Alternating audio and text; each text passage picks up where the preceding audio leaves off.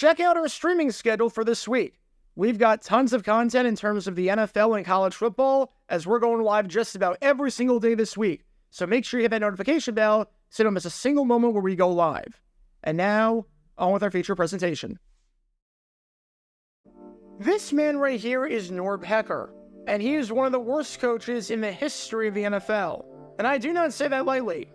To give you an idea of just how bad he is, the Atlanta Falcons hired him to be their first head coach in franchise history and to launch the organization off the ground in 1966. The Falcons tried getting the legendary Vince Lombardi to coach the team, but when he stayed in Green Bay, the team wanted a list of recommendations from him of possible head coaches that could be a good fit. Hecker was not on the list. Atlanta thought that this was an act of deception by Lombardi, and thought that the reason Hecker wasn't on the list was because Lombardi was trying to keep him for himself. Nope. Turns out, he wasn't on the list because he absolutely sucked. And the Falcons found that out the hard way for themselves when, after 2.5 seasons, Hecker was relieved of his duties following a 4-26-1 start through his first 31 games.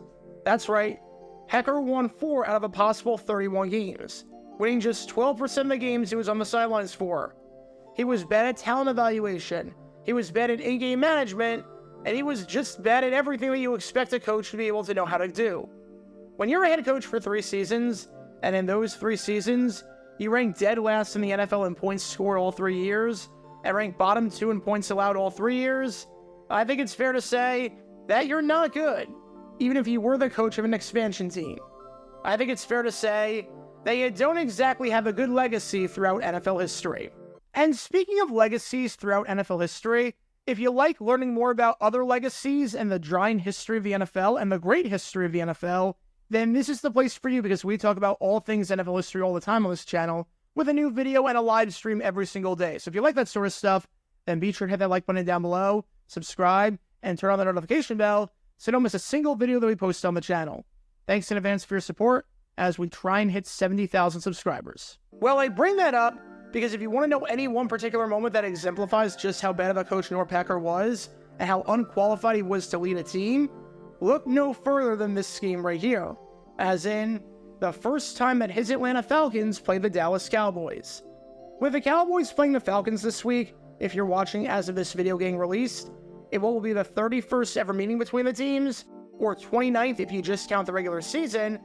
Let's flash back to the very first time these teams met, when Hecker said some, shall we say, delusional and bizarre comments after the game, which definitely were not true to anyone who had eyes and were nothing but lies upon lies upon lies.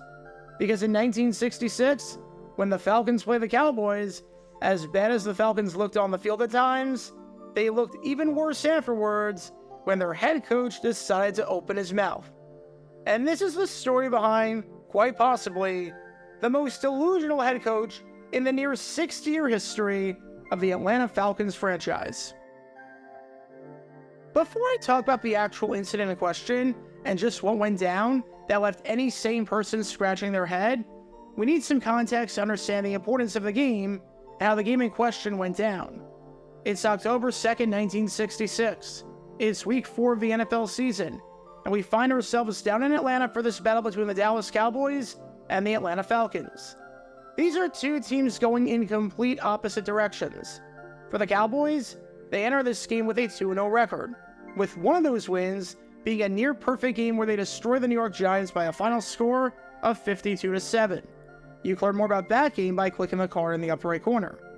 For the Falcons, this season had not gotten off to a great start for the expansion team, which was to be expected. Having said that, they still found themselves sitting ugly with an 0-3 record, with their most recent game being a blowout 28-10 loss at the hands of the Detroit Lions, which you can learn more about by clicking the card in the upper right corner. Atlanta was looking for its first win of the season, and if they were going to do it, they would have to do it not just against one of the best teams in football, but against a team that entered this game as a whopping 16-point favorite.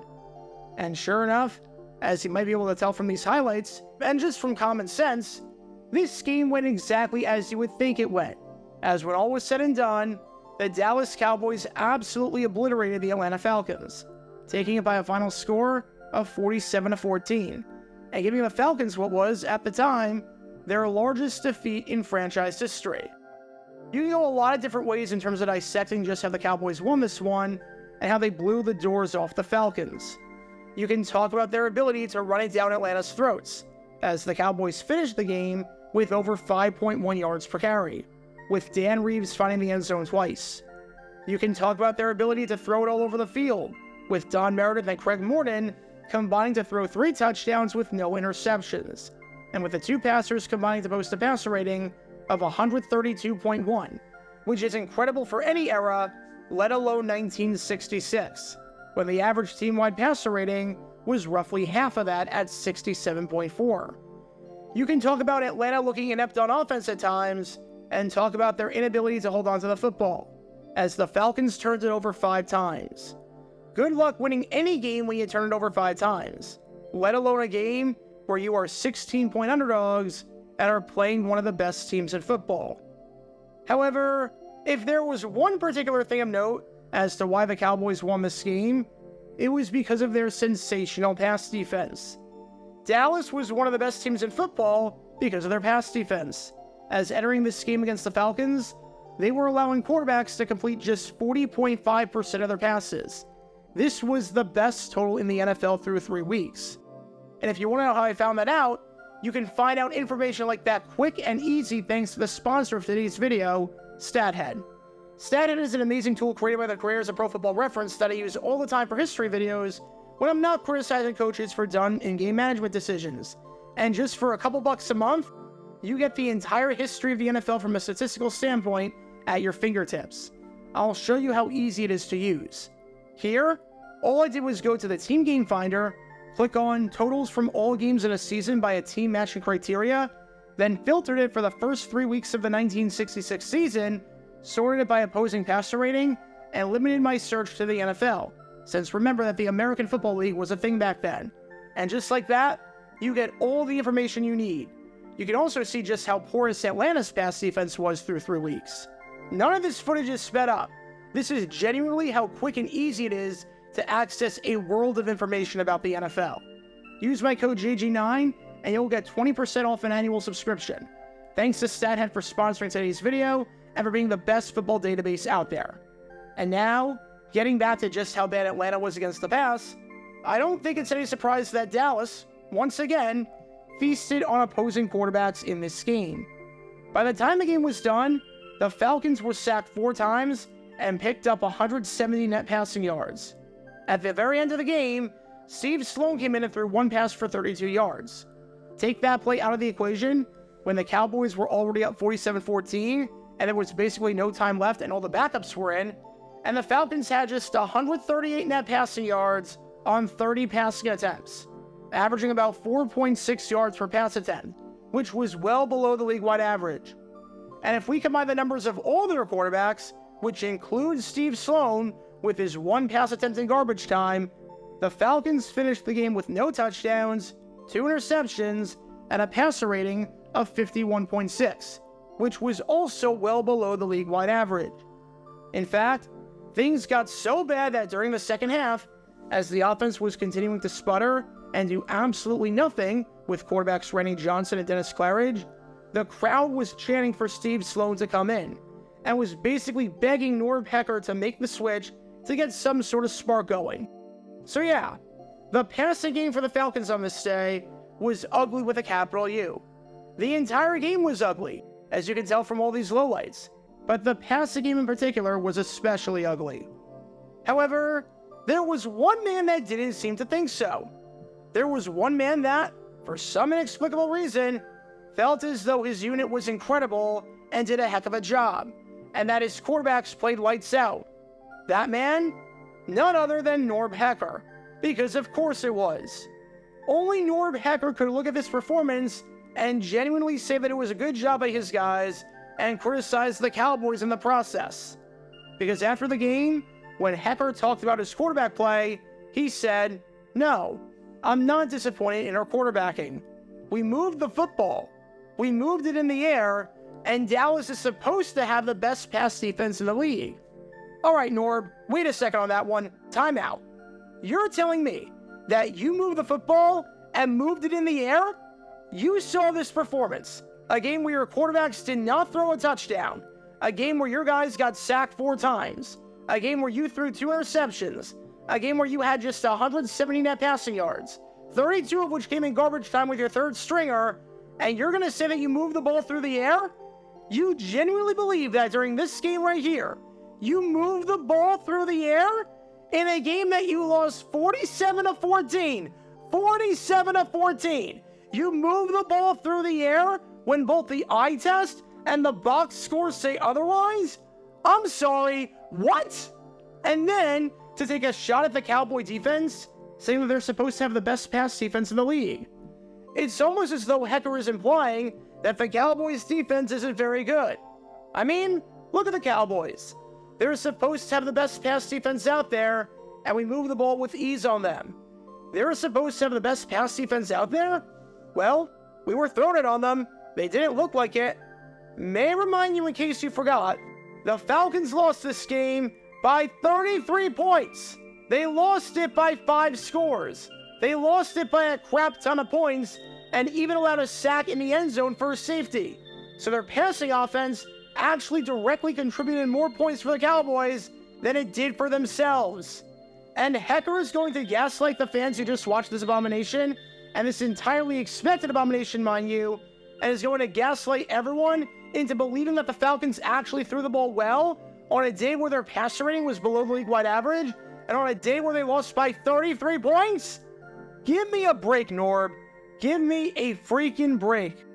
As for what happened after the game between these two teams behind me right here, to the surprise of no one, the Atlanta Falcons would continue to struggle under head coach Norb Hecker. They would end the season with a 3-11 record, finishing as one of the worst teams in football, and they even started the season off with an 0-9 record. As for the passing offense, which Norb Hecker says was really good and was moving the football down the field, they were not. They most definitely were not. They ended the season with 14 touchdowns and 27 interceptions. That's a touchdown-to-interception ratio of about 1-2, which is abysmal for any era, especially 1966. And they ended the season with a passer rating below 50, finishing with the second worst team-wide passer rating in the NFL. But who knows? Maybe Norb Hecker thought that this was okay because he's delusional and just a really bad coach. Maybe nothing was wrong according to Norb Hecker, because who knows? Who knows with the early 60s Falcons, or the early Falcons, I should say. Who knows with this team? I think it's pretty clear that Norb Hecker was not a good head coach, as there's a lot of evidence beyond just the fact that he won 4 games in 3 seasons, or 2.5 seasons if you want to be extremely generous, that the man had no clue what he was doing.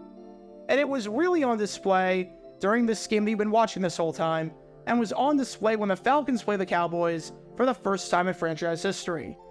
Hecker was the kind of guy to pee on your leg and tell you that it was raining. Hecker was the kind of guy to openly steal $5,000 from the bank in Monopoly and tell you that he earned it by passing go 25 times while you weren't looking. I'm not saying that Hecker had to criticize his players or criticize his team's performance, but at the very least, don't bash Dallas's pass defense when they had been great all season and destroyed you guys on this day. And don't say that you moved the ball when you very clearly didn't. If you were moving the ball, the fans would not have been chanting for a new quarterback to come in. I can promise you that. If you were moving the ball, you wouldn't have scored 0 passing touchdowns. I can promise you that. And if you were moving the ball, you wouldn't have lost by 33 points. I can promise you that. Norb might have thought this was a good outing, but for anyone with eyes, this performance was anything but normal. Be sure to like and subscribe if you have not done so already, as it helps the channel out a lot, and check out my other channels, JG8 for the history of college football, JG7 for the history of baseball, and JG9 News, where we talk about all things happening in the NFL. Join me every Wednesday night at 8 p.m. Eastern, where we'll play live NFL trivia for cash prizes. And make sure to join me live, as we're on stream just about every single day. And thanks to all our Patreon members and our YouTube members for helping out the channel.